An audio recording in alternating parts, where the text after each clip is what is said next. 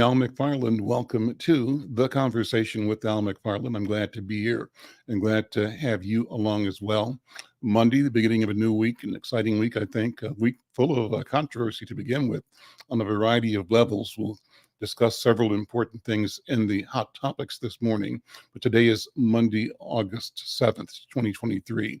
And I want to begin by, as always, inviting you to thanking you for number one, for being a part of this platform, for however you're joining us, whether you're on YouTube, Black Press USA, or YouTube Inside News, whether you're connecting through our Facebook page for Al McFarlane or Inside News or Black Press USA, or whether you're connecting through LinkedIn or Twitter. We appreciate your presence. We invite you, we ask you to help us grow our subscriber base. We are setting a target of 1,000 subscribers. We're halfway there almost. And you're taking a second to go over to the YouTube Insight News MN channel, that platform, and subscribing, liking, sharing. That puts us one click further towards our goal. We love this opportunity to connect with you.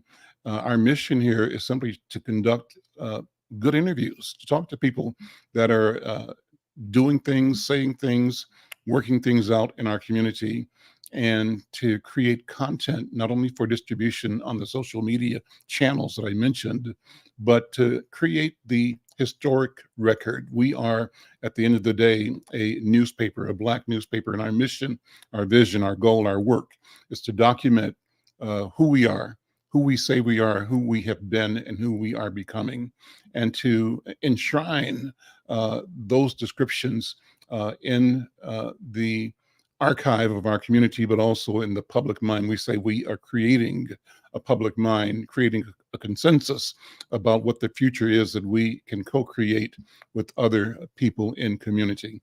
Well, today's going to be a great program. I've got some guests that are forward thinkers, doers. Adair Mosley is the CEO of the African American Leadership Forum, a great organization, a great guy doing important, critical work for our community. Also joining us from Denver, Kwesi, Mensah, COO of the Alliance for Collective Action. I'm looking forward to connecting with Brother Mensah. He's talking about business opportunities in Africa and in Ghana in particular. And I have just a great relationship with and love for Ghana and the people of Ghana. We'll talk about that. And of course, at the top of the hour, we're going to check in with our dear colleague, Coach Leah, talking about all things sports and her program after the whistle. Well, let me begin with a hot topic. There's a couple of things I want to bring to your attention in the realm of hot topics. And top of the news here in Minnesota is that Tutal, the third, I think, or fourth officer in the George Floyd murder, has been sentenced. I'm looking at an article from the Associated Press that says ex-Minneapolis police officer is unrepentant as he gets nearly 5 years in George Floyd killing. It's a piece written by Stephen Karnowski of the Associated Press, published about 20 minutes ago, actually. And Karnowski writes that Tutal, the last former police officer convicted in the state court for his role in the killing of George Floyd, did not show any repentance or admit any wrongdoing as he was sentenced today to 4 years and 9 months. He had previously testified that he merely served as a human traffic cone, quote unquote, when he held back concerned bystanders who gathered as the former officer, Derek Chauvin, who was white, knelt on Floyd's neck for 9.5 minutes while Floyd pleaded for his life. That was on May 25th, 2020. A bystander captured video of Floyd's fading cries of "I can't breathe," and his murder touched off protests worldwide and forced a national reckoning of police brutality and of racism. So at the sentencing hearing, Thao said he never intended to hurt anyone that day. He spoke at length about his own growth as a Christian during his 340 days behind bars, but he denied any responsibility for Floyd's death. And in rambling remarks, the article says, full of biblical references, he drew parallels with the sufferings and false accusations endured by Job and Jesus. Interesting. He said, quote unquote, I did not commit these crimes. My conscience is clear. I will not be a Judas nor join a mob in self-preservation or betray my God. Judge Peter Cahill of Henry County, who found guilty in May of aiding and abetting second-degree manslaughter, said he was hoping for more than just preaching from Thal on Monday. And so he said, after 3 years of reflection, this is the judge, I was hoping for a little more remorse. Well, he then sentenced Thal to 57 months, top end of the range recommended under state guidelines, where the standard sentence is 48 months and even 4 years. So there we go. I think there was a sense maybe in the community that since he didn't go to trial or didn't admit or cut a deal earlier, that he would accept the judgment of a judge. There must have been some sense that things would go more leniently, and I think he and we are kind of all surprised. That's one thing. That's an important story, but look, the next story I want to give you as a hot topic is about the Minnesota trooper who killed a young Black father, Ricky Cobb, during a traffic stop. And this is a story that, again, speaks to the question of, a traffic stop, the sentence for which, the punishment for which is death. That's the question that has to be raised. It's not as simple as that. I know that, but I'm saying that at the end of the day, tail lights out, person dead. There's a problem that we have to address. And, I had Don Samuels on a couple of days ago, former city council member, former school board member, Don Samuels, whose program talks about lights on. And Don Samuels is leading a program successful here in Minnesota and now moving to other cities across the country where the police response to tail lights out is not arrest, shooting, death, but here's a check, here's a voucher for up to $250. Would you please go and get your tail light fixed? Wouldn't that have been an appropriate response here that could have spared the life of 33-year-old Ricky Cobb? Well, the article I'm reading says that in Minnesota, families of 33-year-old Ricky Cobb II are demanding justice after his killing by a state trooper during a traffic stop in Minneapolis on Monday. This is Monday week. 3 troopers pulled over Cobb for allegedly having his taillights off. They refused to tell him why he should exit his vehicle, which he declined to do. They tried to force him to exit. The car took off. One officer fired a fatal shot into the vehicle. The troopers, Ryan Lundgren, Brett Seedy, and Garrett Erickson, have been placed on administrative leave. Governor Walz has assured Cobb's family that a thorough investigation will be undertaken. Cobb was the father of 5. What a tragedy. So then the last thing I want to bring up is it's a hot topic. It's kind of blowing up social media now. I think I've got a video to show you, but one of my children called me and said, you seen what's happening in Montgomery? No. Well, looked into it. There was apparently a conflict, a brawl on a dock on the Alabama River where a boat was waiting, like a riverboat like we have here in Twin Cities, waiting to dock, but there were several pontoon boats tied in the space where the dock was. A Black man who worked on the dock for the city employee, was trying to get the pontoon owners, who were white, to move their boats so the big boat could moor where it's supposed to. Well, you can see what happened. Maybe make that bigger real quickly.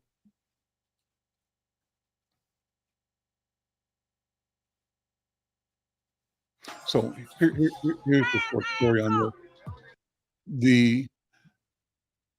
The white guys that own the pontoon boats apparently took umbrage at the Black city employee who was doing his job, asking them to, we can take that down now, asking them to move their boats so that the riverboat could moor, could anchor. And at some point in time, these guys got out and accosted the city employee, throwing blows, one, then another, tackled him. And Black people around watched this unfold and said, go help him, go help him. And they did. And at the end of the day, a major melee, some of the reports calling it a WWE type slugfest. Interesting. What does it mean? I called my colleague, my counterpart in Birmingham, just to get a sense of the read on this incident. The social media read from the Black side is that kind of people saying, well, we don't condone violence of any kind anywhere. There's something different and special in this story, in that Black men rushed to aid another Black man who was being attacked and viciously beaten by white people, a white mob. And so there's an undercurrent. There's the proper, appropriate, and I think sincere statement that nobody should be a victim of violence, but that it's admirable that young people witnessing a mob attacking a Black man who was doing his job, a city employee, that they came to help him. But the consequence of that was a bunch of white people got beat up and some arrested, some Blacks arrested too. So my point is that the publishers of the Birmingham Times, which is one of the great Black newspapers in the South, said, you know what, we understand how Black people may be feeling, particularly in social media. It's kind of, given George Floyd, given, Tutal, given all the things that we experience in the realm of assault of our bodies and of our dignity and of our culture, that this is a time where it seems like our people responded in a way. We've got a history of being victims of mob action. There were tones of, Ricky Smiley said, tones of Emmett Till, and how these men felt entitled and able to go and deliver a punishment to a Black man with the audacity to challenge their right to dock their boat there, etc. So the Birmingham newspaper publisher said, you know what, we understand that. We understand the frustration. We understand, this energy that's coming up, but we still have to stay focused, Black people, on feeling the same kind of outrage when Black people kill Black people. So it's not enough to feel like there's some kind of, lap to be taken because Black people responded together in response to this recorded threat from white people. We need to do the same kind of coming together to challenge, to stop, to prevent, to decry when we do damage to each other as well. I think that's a good way to look at it. We'll see where it goes. Well, let me move on and get into today's program. It's going to be a good one. I want to begin by, did I say that we want to thank our relationship with the Minnesota Department of Health? They and we want to keep all of us reminded to pay attention to the COVID protocols. COVID formally is over, but we know it's still around. And we're joining them to remind our community that risks still exist. So we say, let's continue to follow COVID-19 protocols. Let's keep washing your hands, stay aware, prioritize prevention. The idea is that together we can create awareness, we can encourage testing, and help everyone stay healthy. So enjoy the show. Remember, get well, stay well, and be healthy. So let me continue by bringing in my first guest today, Adair Mosley is the CEO of the African American Leadership Forum. He's recognized as a passionate change maker and a relentless strategic innovator. And today he's here to talk about the African American Leadership Forum's transformation and its focus on what it's presenting as the Black agenda for change. Brother Adair, how you doing, man? Be with you, Al. Welcome. How are you, man? Good. Yeah. Can't all the things in which you stated early in the show is certainly front of mind for me, and so, but overall and personally well. Well, great. I'm glad to hear it. You look great. It's always good to see you. I enjoy talking to you all the time. You bring clarity, you bring a calmness and an intentionality to that frames the challenges that we face, frames them in ways that make them less daunting, Yeah. and you, I think, help our community move with the sense of can do, will do, must do, and that we are doing.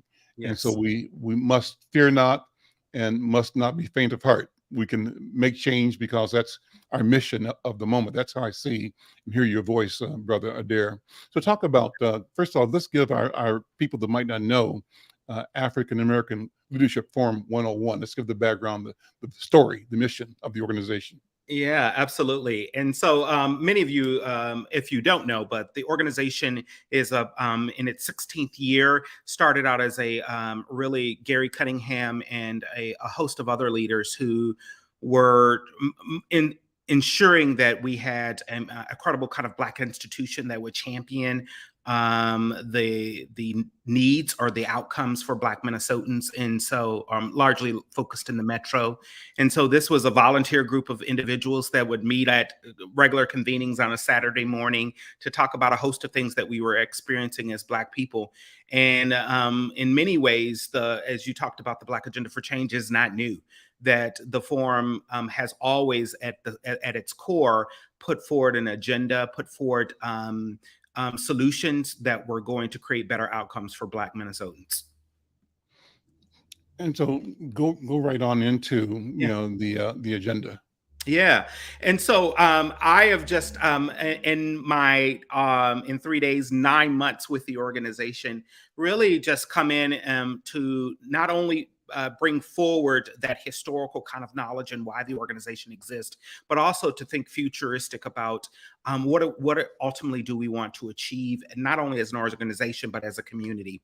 And one of those things was that was really critical as part of this re-identifying our strategies was that we no longer wanted to be in this kind of long arc or archive of Black death.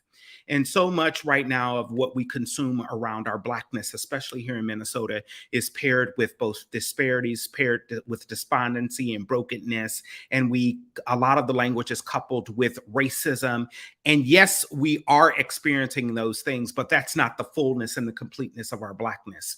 And so some of that is paradigm shifting and changing that language, ultimately to say that we want to create radical Black futures, that it is about us thriving in all forms, unhindered and unapologetic in our future.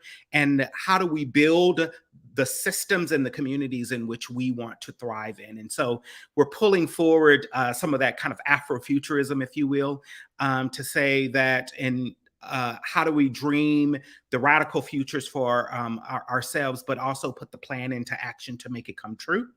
And that means putting Black people at the center of the conversation and at the solution making. And so that is at the core and the essence of what the forum is in this moment. Pragmatically, what does that mean is that we are really going to be equipping our community and the broader ecosystem, doing a lot around data, narrative analytics, market research, a bucket of work that I'm calling data science. We have a strong, growing and budding policy body of work. And so that's advancing public awareness and policy solutions. A new part of the work is creating the kind of Black Experience Innovation Lab, if you will, creating an enabling environment for innovation to emerge. And then core to our work as well is our fellowship and leadership development program. So we will continue to build and support a network of leaders. All of those things, all of those four bodies of work are laddering up into the Black Agenda for Change, which is a platform of transformative Black-centered solutions. So when we think about radical ways of reimagining systems in education, in health, in public safety, in generational wealth building, in economic prosperity, we think about those transformative solutions and policy recommendations. We're going to be coupling those things together and putting on a Black Agenda for Change that we all can kind of rally behind as a community. But it will have gone through our process as an organization. So talk about the particular role of technology. I love that you're talking about a data-driven Yeah. uh, uh, approach to change, understanding and advancing change. But how do you use then technology and new learning? How does innovation come into this? What are your thoughts? Yeah, absolutely. And so there's the kind of technical piece of technology and really thinking about ways to connect our communities through a host of shared platforms, using the digital environment certainly to enable that. We're really going to be intentional in making sure we connect with our communities in like a St. Cloud, Rochester, Duluth, where we know there's other pockets of Black people across the state. And then from a kind of the design side of this, as a person that was formerly in a role of innovation, we're using this methodology of Black-centered design, human-centered design, design thinking. And that's ultimately to say, are we shifting the ways in which we think about the problem? Are we bringing creative solution making? Are we removing the constraints that oftentimes limit our ability to really think radically about how do we solve something? Mhm. And so we're going to be using this process inside of our organization. And we have a great team of design strategists and also a chief innovation officer who is going to be working alongside of our community, working with our community and wrestling with that question of how might we? And we are only looking for where are people, where are we getting, where's the points of tension in our community as it relates to, I'll use, for example, education and Mhm. saying, you know, how might we design an education system that truly both educates and liberates the Black child? And Hmm. when you start to ask those radical questions, then you allow us to design a system that works for us. And so those are the things. And ultimately, we want to put those things on the Black agenda for change because we want our systems to start supporting what we believe will truly bring us the kind of social, economic, and political prosperity that we seek as a community. And so, though that's our process as an organization to wrestle with those questions across those domains that I mentioned earlier. So I'm interested in your thoughts, sort of sitting deeply in those ideas, important ideas and important concepts. How do you measure Yeah, impact and yeah, success? And so that's one thing. That's the second question. The first question is how does it look? How does it look, for example, to design yep. strategies, and what's the process that you've undertaken to both create design, test design, and then test the results, the efficacy of the work itself, the Yeah. strategy? Well, it will probably be hiring Al McFarlane, who used all the right words to describe this kind of methodology. So I'll start with the latter part first, and that is the first kind of core to this work is doing the market and opinion research. And so we are now starting to go out to our community using some third parties to really get at what is the household grappling with? What is Black parents, what's at the top of their mind if they could think about designing a community that truly worked for them and their children, asking people in our community those very intimate questions. And we're going to use that as the basis of our research. And so that whatever comes out of those critical conversations then becomes ultimately what is then a convening.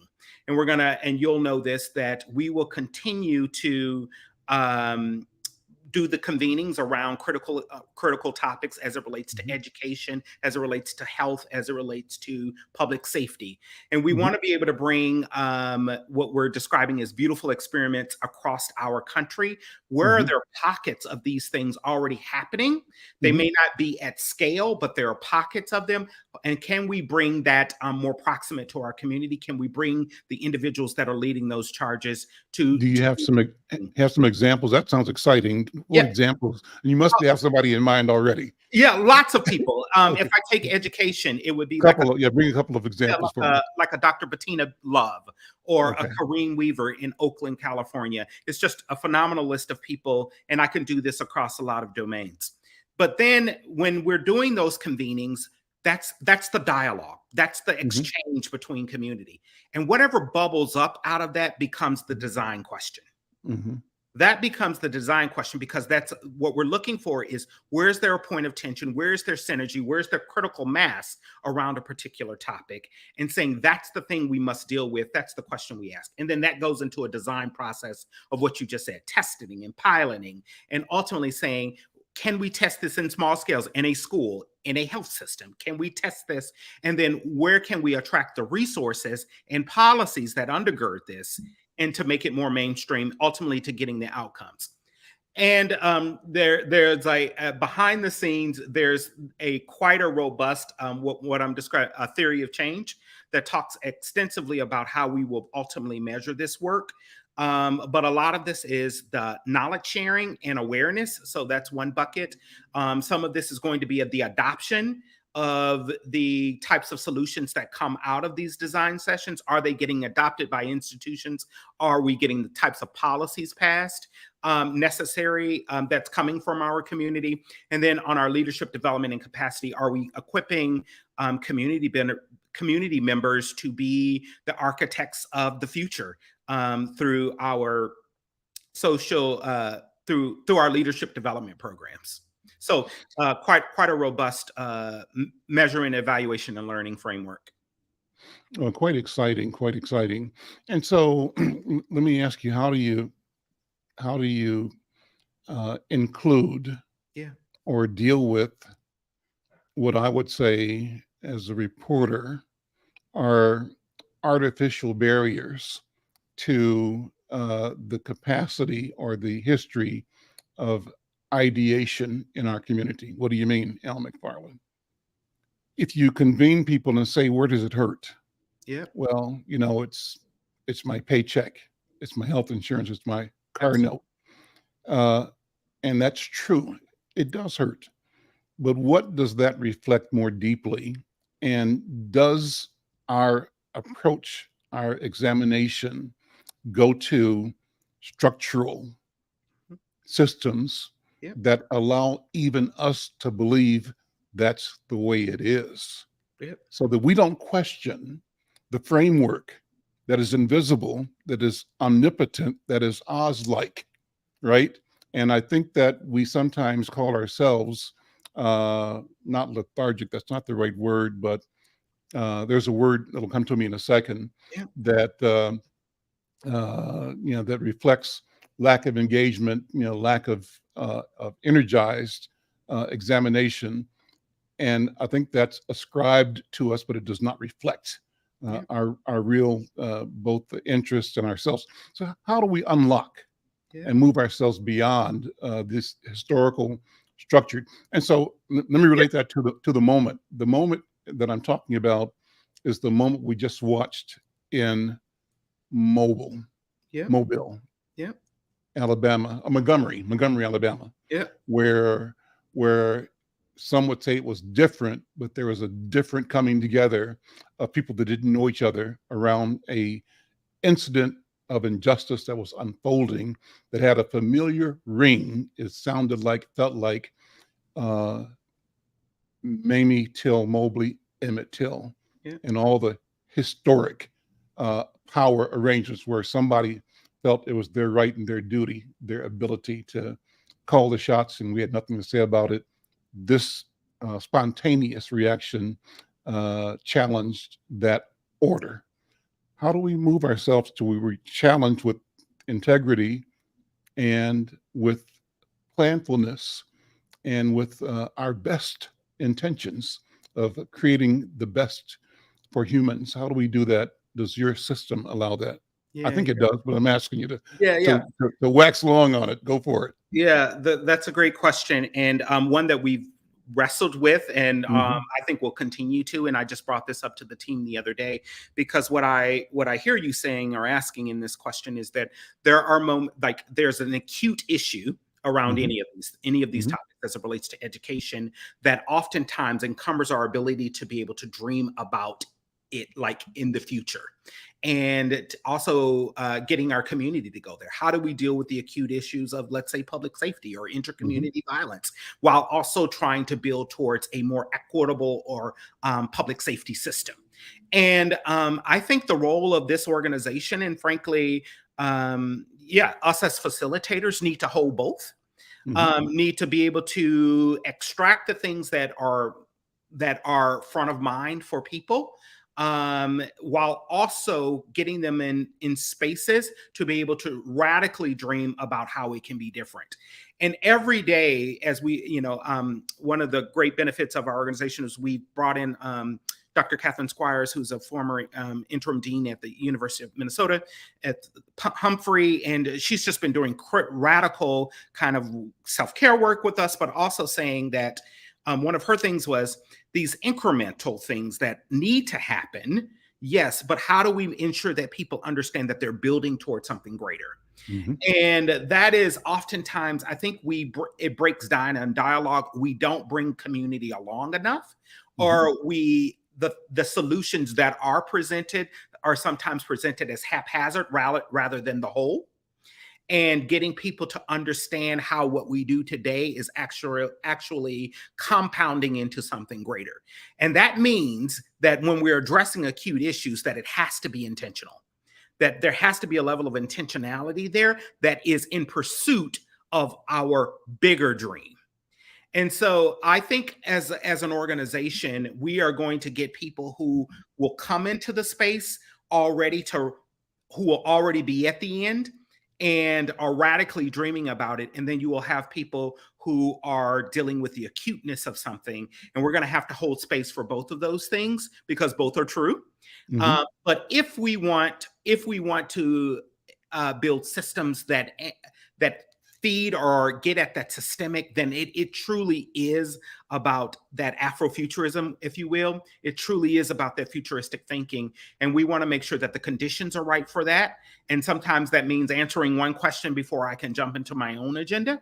But I believe that we are creating space for all of that to exist. Let me close with one last question that I threw out a lot, and I call it an Al McFarlane-ism. Yeah. You often hear me say, as a critique, they get the money, we get the misery. Yeah. How do we change that?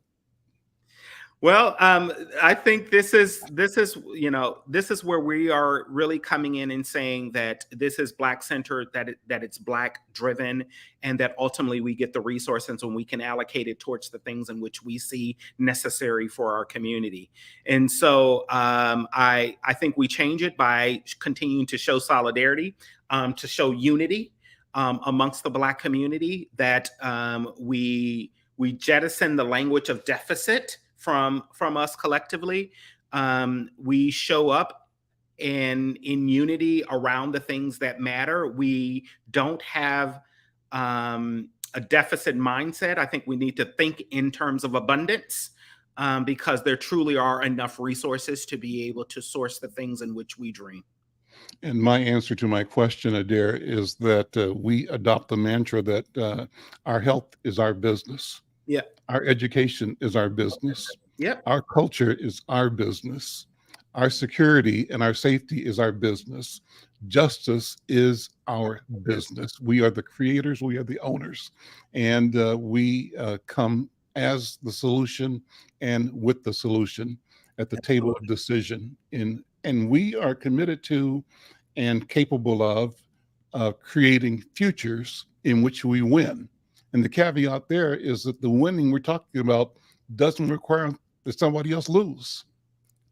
We're talking about a different kind of winning, We're talking about winning where everybody can win. that's And that right. has not been the case. Listen, brother, good talking to you. You know Likewise. what? I'm going to do one more thing before I go. Adair Mosley, the 5-year-old, who was he? Adair Mosley, the 18-year-old, who was he? One sentence. Yeah. I see who you are now. Then I want to give you 3 sentences or 5 to talk about the completion of the work 20 years from now, 2023, 2043, 2053, Yeah. reflecting. So all that in about 60 seconds. Okay. Well, I think that there's been a consistent thread throughout my entire life, and that's one of both curiosity, that's one of service. The 5 and the 18-year-old was in a church. I was just looking at some photos, and we went out to. I'm from Mississippi as a child. I grew up in Mississippi, so the church What town? West Point. West Point, West Point. Mississippi. Okay. The church was in the country, and so Okay. it was on a gravel road. So that brings fond memories to me. As we think about the future of the work, I don't know. I don't know that the systems in which we're trying to undo will be done, but I work as though they will be. Mhm. And I labor as though they will be, and ensuring that when I get to the end, that my hands are simply dirty or filthy from doing that work of dismantling and working alongside our community. And so I know that I'm a North Sider, and I know that I am trying to leave this community, and more broadly the Black community, in better shape than what I found it. And I think that's in good demonstration of the work that I've already done thus far. Brother Adair Mosley, thank you so much, man. Good talking to you as always. Likewise. Let's keep this conversation going. Absolutely. Be well. Take care. All right, we'll see you. What a great conversation. What a great spirit. What a great idea. And it's a great team. And this idea of the Leadership Council has been in development almost forever. And I can tell you that since I've been around here, since way before Adair was born, this desire to collaborate, to organize has characterized the community. And and it's just wonderful to see that it has never stopped, and it continues and continues. And Adair at the helm, I think, gives you confidence that it will continue bearing fruit. So great. Listen, let me move on to my next guest. Brother Evans is a business consultant who is going to talk about his work. He's actually also a faculty coach at the University of Denver. He lectures and coaches undergrad students in leadership and organizational management. He's a best-selling author and, again, a business strategist. His mission is to help companies that are interested in establishing presence in Africa. Brother Evans, good afternoon. Welcome to the conversation with Al McFarlane. How you doing?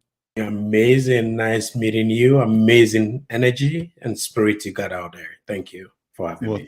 Thank you. Well, the Mensah name is a great name. So I don't know if I have good friends here who are named Mensah, but Mensah is a common name in Ghana, I think. It is like a Smith, Patel, Johnson and type of thing, but you can have Evans, Kwesi together. It's only one. That's me, by the way, on a lighter note. That's you. Evans, Kwesi. That's great. Well, tell me about, first, before we go into your topic, tell me about Ghana, the Ghana that you come from, your story as a Ghanaian, and your work here as well. Let that lead into your work as a business consultant. Thank you once again. And personally, I'm from a beautiful country called Ghana. I think the perception of Africa had always been on the very poor side most of the time. And so I try to present Ghana as a very positive environment, not to say there are no challenges there. There are challenges in Africa, and Ghana is no exception. But I lived and had my preliminary education in Ghana until I left the shores about 22 years as at today's date, plus or minus, to the United Kingdom to do my bachelor's degree in a beautiful university at University of Greenwich. And then when I was done, I came here in the US, I think 2006, and did my master's degree at Howard University and finished my MBA in 2008, right in the middle of their financial crunching time. And the rest is history. I've gone through challenges. I still go through challenges and keep the smile on. But the most important thing is I've had opportunity. Basically, I'm a tri-continental individual. So I understand culture, I understand people, not just how they speak, but how they do things, how they do business, what really pokes them, what doesn't poke them. I've worked in for-profit, non-profit, NGOs, just call it, and academia, media. And currently, as I talk to you, I'm part of a rebuilding conversation in Ghana in terms of changing the game, in terms of rebuilding the country with strong institutions and a mindset change. So in summary, it's a passion. I'm blessed to be here in the United States with my family, but my foot is always in Ghana. My hope, my heart is always in Ghana. Once an African, forever an African. So I'm always there. So that's Evans in there on a 10,000-foot level. My Mensah friends are Fonte, from Fonte community from Cape Coast area, primarily, and went to school at Infantston. I can't say Infancy Pim. We have Infancy Infantston. Man, that's for the girls. Infancy Pim is for the boys. Yes. Okay, yeah, and I've been there and Awesome. visited the school. Love Ghana. So, are you from the Fonte community as well, or? Unfortunately, they wish, but they couldn't get me. I'm from the Everland. That's the beauty of the name, by the way. The Mensah cuts across all, Okay. all the regions, right? So Yeah. you can be a Mensah from a Fanti, Mensah from Ashanti, and you can be a Mensah from an Ever perspective. So I'm a Mensah from an Ever perspective. So yes. From the Ewe community. Okay, Yes. great. Well, I went to Ghana first in, I think, 1994. There was a project here in Minnesota called the Still Realm Stair Step Foundation, and the premise was to get elders, people like me, guys like me, and then another group of women, our counterparts, to do a mentorship visit. And we would go with 8 or 9 elders, 8 or 9 young people, and we'd spend 8, 10, 12 days in Ghana. And the trip included visits to the La Mancha in Accra, Right. and a naming ceremony there. Then it included visits around the modern traditional courts in Accra. Then a visit up to Kumasi to sit in on a traditional court and to witness the historic way of problem solving in the community. And then obviously it included visits over to Elmina and Cape Coast to visit the dungeons and more things like that. But learn to love Ghana. The theme of Ghana the first year I was there was the re-emergence of African civilization. And Brother Evans Kwesi Mensah, I can tell you that the idea, just the hearing and the seeing of those words in public space, manifest the re-emergence of African civilization, was a powerful feeling and experience. And I think that that's part of the beauty of what you are doing and we are doing, is encouraging our people to rediscover who we are and our ways of assembling the world that predate the distraction of the past 300 years, but that lead us into something that's organic and reflects our own connection to the creation story, that places us in and as part of the divine. That's my lecture for the day, Brother Evans. Respond if you will. Am I on track with you or not? No, you are. I am super impressed and being educated by you yourself, because I remember the time vividly. I was then in Ghana, and so I knew what the mission was at the time. I think it was the time of the Rawlings regime, when he was the president at the time. And I want to say that it's about time, your vivid recollection of all the key areas and how you even took time to pronounce the names of the places you visited, how you remembered the story. Very important. I think it was about time, it has been about time we wanted to bring the community back to the land that they belong. It's been a vision for, actually, it's been over 400 years. It was 400 years in 2019, I think. So we are 404 years now old, that we want to bring the brothers and sisters back home, and not just bring them back home, but we want them to come home and feel at home. And we want to open our hands and our arms to welcome them, not just give them a place to live, but give them opportunities. Because it's one thing being home and being poor, one thing being home and be frustrated. One thing being home and not being given the seat. And it's about time. My philosophy has always been, I'm tired of being on the menu. It's about time people of color, people of immigrant descent, African Americans, or anybody that in between, we are on the table versus being on the menu. Is a metaphor, right? It's about time decisions are put into our hands. It's about time, like Moses, when God asked him, called him from the wilderness. I mean, he thought he could have run away from God for over 40 years for the crime he committed. That's Moses' problem. Guess what? God called him and said, what do you have in your hands? God did not say, go 1,000 miles, which you could have done, and pick some shining rod. He said, what do you have in your hands? I believe at the time the rod was as old and rickety as anything, using to shepherd. But he said, I'm going to use that rod for a miracle. And truly, he used it for all the miracles that parted the sea. That's the same rod that went to Pharaoh and turned the rod into a bigger snake than swallow all the smaller snakes. What I'm saying is that what we have, the talent, the knowledge, the wisdom, the diversity even among us, is important to come together to be on the table to make decisions work for us, because nobody else is going to make it for us. People have good thoughts, but they don't really understand us. And it's about time we understand ourselves, bring ourselves, come together in that uniformity, and then make things happen for us. So I really appreciate your vision and your visit, not just once, but your really presence in my lovely country, Ghana, that I love so much. Very good conversation, Al. Thank you. Well, I love Ghana as well. And my statement every day, brother Evans Kwesi Mensah, is that everybody needs to go, and that we need to begin to see ourselves all over the planet, because we are.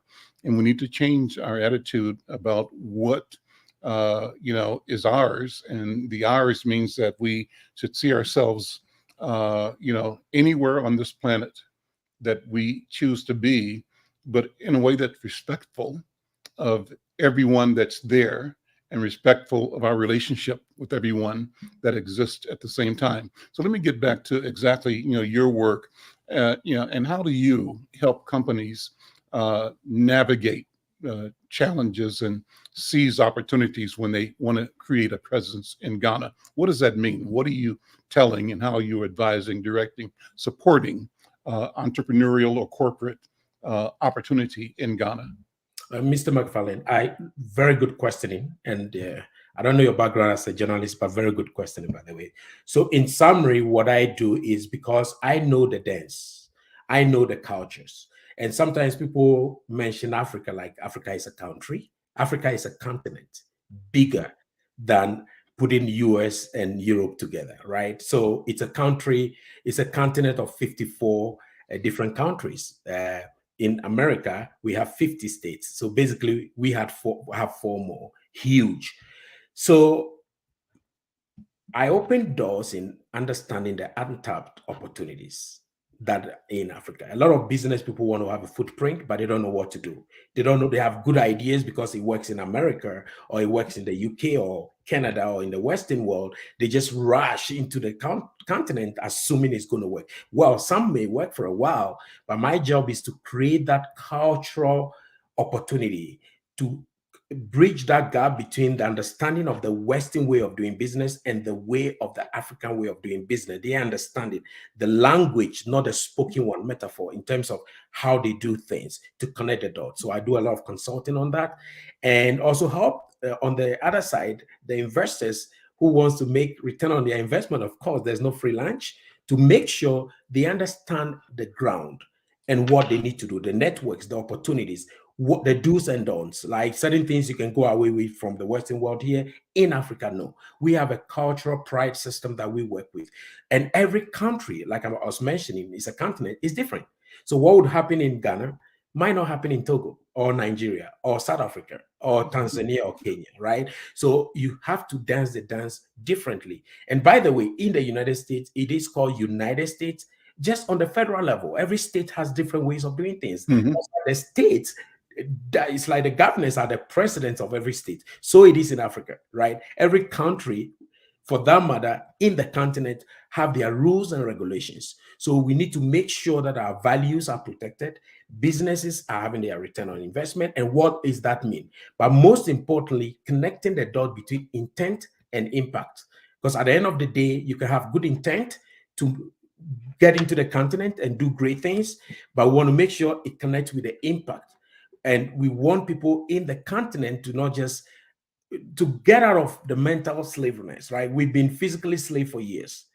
Now it's more economical and psychological. So we don't want that anymore, right? We are pride people. We are proud people. We want to make sure that anybody that comes and work with us, and then that we can always put things together. So I help companies who are ready to listen, to have a footprint, and give them all the roadmap. And the final thing I'll say is every company, based on what you are going in for, depends on the strategy. So we don't use a blueprint strategy, one size fit it all strategy for every company or any individual. But we use the opportunity to break it down, to understand, go to the grassroots, your mindset, what is your end goal, to make sure that all those things are put in place. So being a strategist, and as a McKinsey, a fellow person, heavily into strategy, that's my trumpet, and that's what I do in short. So you teach leadership and organizational management. What does that mean in terms of helping, say, an Al McFarlane or my next door neighbor or my friend or my kids, if they want to be international, if they want to feel like they could either sell a product or sell a skill, sell a service, or import or buy? How do you use training for leadership and management to facilitate, to help ensure success for those that have the inclination, the interest in expanding? So yes, I teach leadership right here in the Western world, University of Denver, as an adjunct faculty. That's true. But what we do is, per your question, we customize the marketing strategy and the entry strategy for that person. So if Al McFarlane wants to go to Ghana now, I'm going to make sure I know what product you want to go or services you want to do. And I would customize that to help you to connect it to the mindset of the people to create demand, right? It's getting to a point where people are tired of push strategies. We got to do pull strategy where people demand it and ask for more versus you pushing it on them. So I use customization as a standing point to be able to help people individually. So it's a lot of work. So if it was like a template that I just use for everybody, it would have been easy. You use the same template for everybody. No, but I teach everybody, and also how you communicate, how you penetrate, even the government sector. It can be very bureaucratic, totally different. Laws can be written but not being affected. What do you do about that and all of that, and then your values that goes with it. So it is a very end-to-end game strategy that I give individuals, companies, and corporations who are willing, and nonprofits as well, who wants our services. And I'm always there, and I've always been there. Reason, like I said, I've been invited into a national conversation now. Sometimes I got to wake up as early as 1 a.m. for a quick interview, and then with panels, and get back to bed and go to work. So it's very exciting. It's not a distraction. It's been a blessing to do what I'm doing, and I do it with passion and with love. Listen, so glad to meet you. So glad to have this conversation with you. I don't want to quit it, but I've got to go right now. But I want you to know that I'm interested in continuing the conversation. I think we've sort of scratched the surface, but there's so much more to talk about. And if you would allow me, we'll reach out back to you and invite you to spend some more time with us here. Our mission, one of our days, is focused on wealth creation and business development. And I see getting our people to think more broadly about the world. I mean, our neighborhood is the entire planet, and we simply have to elevate our sights to think and focus on the detail, on the minute, but also understand the arena is huge. Absolutely. And that we can be present anywhere on the planet because technology affords that opportunity right now. So I want to have that conversation with you as we go down the road. Brother, thank you so much. Appreciate you, and thanks for talking with me. Thanks for having me, and I look forward to the next conversation. I wish you all the best. Thank you so much. All right, take care. You too. Evans, Kwesi, Mensah, what a great conversation. And he's not kidding. Ghana, amazing, amazing, amazing.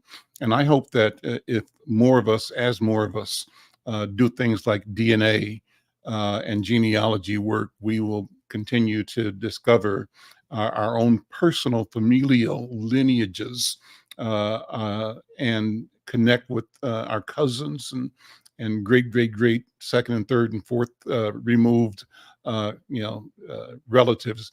It's going to change the world. It's going to change it. Well, let me stop. Coach Leah, you're here. Coach Leah, how you doing, my friend?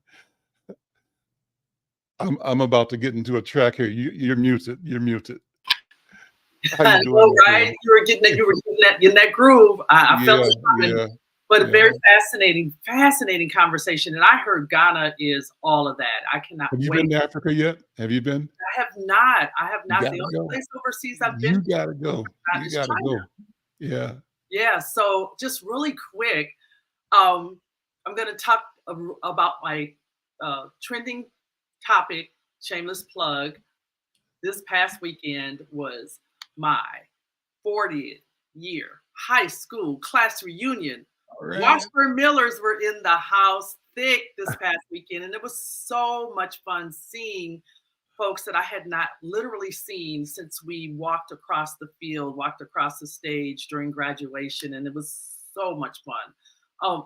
There were a couple people when I saw them, my face and my heart just jumped, and it was just incredible. It was just incredible. I happened to serve on that committee, the reunion planning committee, and so it was really great to see all of that hard work come together, the months of the planning that we took for that, and just see everyone that came out. So that was so much fun. So I wanted to talk about that. And then I had the most huge surprise that I could have ever had, which was our DJ was none other than the legendary KMOJ 89.9, the People Station, Walter Q Bearbanks. And so when I met him, oh my gosh, it was just like love.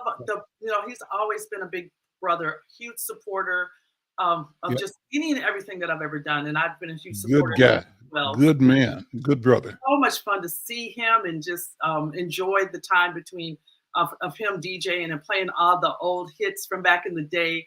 So you've got to tune into Coach Leah's After the Whistle tomorrow, 4 p.m. Central Standard Time on Facebook Live, YouTube Live, right here, YouTube, Black Press USA, so that I can do my full recap of the reunion weekend. And so it was 2.5 days, I want to say, of just fun, frivolity, grown people acting like they were 18 again. It was hilarious.